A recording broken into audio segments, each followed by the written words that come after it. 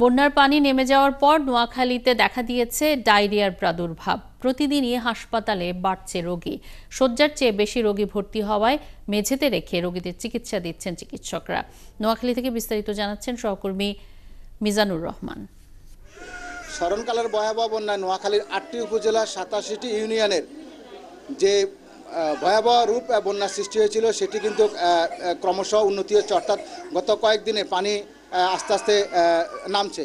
তবে বন্যার পানি যতই নামছে তত কিন্তু এই অঞ্চলে অর্থাৎ বন্যা কবলিত এলাকাগুলোতে পানিবাহিত রোগের প্রাদুর্ভাব কিন্তু সবচেয়ে বেশি দেখা যাচ্ছে। বিশেষ করে ডায়রিয়া এবং চর্মরোগ, সর্দি কাশি এগুলোর কিন্তু অনেকটাই কিন্তু লক্ষণ বেশি এবং হাসপাতালগুলোতে এই রোগীর সংখ্যা দিন দিন কিন্তু বাড়ছে। আমি এখন আছি নোয়াখালীর 250 শয্যা বিশিষ্ট সরকারি হাসপাতালে। এখানেও গত 24 ঘন্টায় প্রায় 142 জন রোগী এসে ভর্তি হয়েছে এবং তার মধ্যে শিশু রয়েছে 77 জন এবং বড় রয়েছে অর্থাৎ বিভিন্ন নারী পুরুষের সংখ্যা রয়েছে 46 জন এবং এই সংখ্যা প্রতিদিন গড়ে প্রায় 100 করে হবে। গত হাসপাতাল সূত্র থেকে আমাকে জানিয়েছেন যে গত 22 তারিখ থেকে অর্থাৎ 22শে আগস্ট থেকে 7ই সেপ্টেম্বর পর্যন্ত এই নোয়াখালী জেনারেল হাসপাতালে প্রায় 1550 জন রুগী, ডায়রিয়া রুগী এখানে ভর্তি হয়েছে।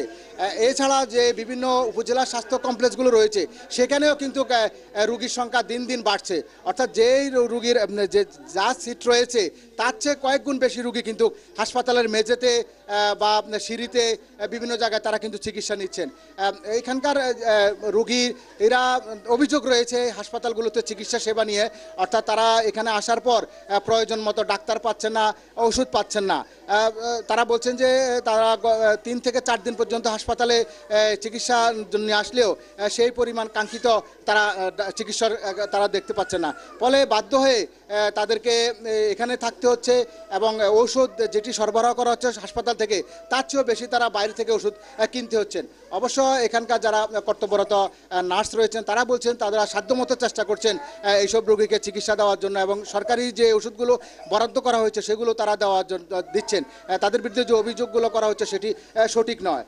যেহেতু এখন চারিদিকে পানি এবং পানি দূষিত হয়ে গেছে, খালে বিলের এবং নালা নর্দমার পানিগুলো দূষিত হওয়ার কারণে মানুষজন কিন্তু ডায়রিয়াতে আক্রান্ত হচ্ছেন। তারা বলছেন যে এখন তাদেরকে সচেতন হতে হবে, অর্থাৎ পানি বিশুদ্ধ করে খেতে হবে এবং যারা আক্রান্ত রোগী রয়েছেন তারা যেন যে নিয়ম কানুন আছে সেগুলো যেন তারা মেনে চলে। তবে যতটুকু আমাদের কাছে রয়েছে এই পর্যন্ত নোয়াখালীতে সদর হাসপাতালে প্রায় 2 জন রোগী ডায়রিয়াতে আক্রান্ত হয়ে মারা গেছেন। তবে রোগীদের আরও অভিযোগ রয়েছে তারা যে হাসপাতালে রয়েছেন সেখানে প্রয়োজন মতো বিদ্যুৎ পাচ্ছেন না, ফলে তাদের যে ভোগান্তি বা কষ্ট আরও বেড়ে যাচ্ছে, অর্থাৎ এখানে বিদ্যুতের যাওয়া আসার যে বেলকিবাজি সেটিতে তারা আরও অতিষ্ঠ। এই ছিল আমার কাছে নোয়াখালীর সদর হাসপাতালে ডায়রিয়া সর্বশেষ তথ্য।